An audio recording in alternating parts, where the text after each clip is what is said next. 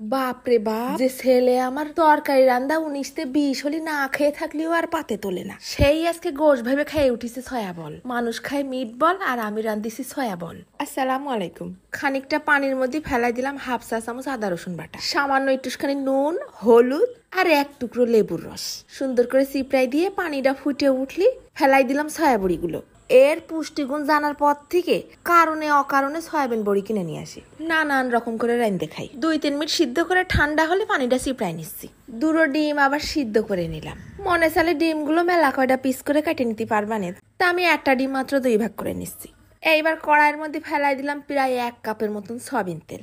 তেলটা গরম হয়ে আসলি বেশ অনেকটা পেঁয়াজ কুচি ছেড়ে দিছি, একদম লাল লাল বেরেস্তার মতো করে ভাইজে তুলে নেব। এই কাজটা তোমরা শিলপাটায়ও করতে পারবা না, তা ব্লেন্ডারে দিচ্ছি একটু দ্রুত হয়ে যাবে না। সিদ্ধ সয়াবড়ির মধ্যে দিয়ে দিলাম ধনে পাতা, খানিকটা কাঁচা ঝাল কুচি আর অর্ধেকটা পেঁয়াজ বেরেস্তা। হাফ চা চামচ দিচ্ছি আদা রসুন বাটা, তারপর দিচ্ছি একটুখানি নুন আর একটুখানি হলদির গুঁড়ো, হাফ চা চামচের মতন জিরের গুঁড়ো আর হাফ চা চামচ গরম মশলার গুঁড়ো, আবার একটুখানি গোলমরিচের গুঁড়োও দিয়ে দিছি। ব্লেন্ডারে দুটো ঘুরলি দিয়ে নিয়ে আইছি, একেবারে সুন্দর করে বাটা হয়ে গেছে। সয়া বড়ি বাটলি কিন্তু একেবারে নিপিস কাদা কাদা হবে না, এইরকম একটু ঝরঝরা হয়ে থাকবে না। এবার দিয়ে দিলাম আরো একটুখানি লেবুর রস, তারপর ভেঙে দিচ্ছি একটা ডিম, 1 চা চামচ ঘি দিয়ে দিলাম। খুব সুন্দর করে মাখায় নেব। এ কিন্তু এখনো আঠালো হবেন না, 1 টেবিল চামচের মতন আটা বা ময়দা মাখতে হবে না। এবার খুব সুন্দর আঠালো আঠালো হয়েছে, বেশ গোল গোল করা যাবে না।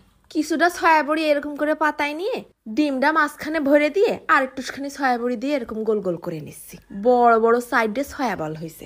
এবার একটা টমাটোমের মধ্যে বাকি ভাজা পেঁয়াজ টুক দিয়ে ব্লেন্ড করে নিলাম। পেঁয়াজ ভাইজে তুলে রাখিলাম না, ওই তেলের মধ্যে সয়া বলগুলো ভাইজে নেব। সয়া বলগুলো বানাই নিয়ে কিন্তু 10 মিনিটের জন্য আবার ডিপে রেখে দিলাম, যেন একটু টাইট হয়ে যায়।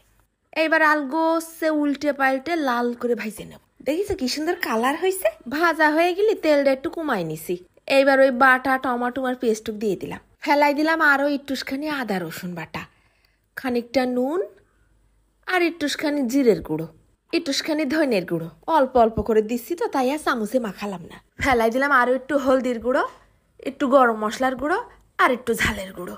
এইবার সব সুন্দর করে নেড়ে চেড়ে মিশাই নেব। যেই এরকম তেল উঠা উঠা নস নস ভাব হয়ে আইছে তখন ঢাইলে দিলাম 1 গ্লাস পানি। পানিটা একটু ফুটে আসলি ওই সয়া বলগুলো এর ভিতরে দিয়ে দেবো। 3টে দেখে অবাক হয়ে কাজ নেই, একটা আমরা ভাজার পরই ভাগযোগ করে খেয়ে ফেলেছি। আরো একটুখানি পানি দিয়ে অল্প আছে ঢেকে দেবো।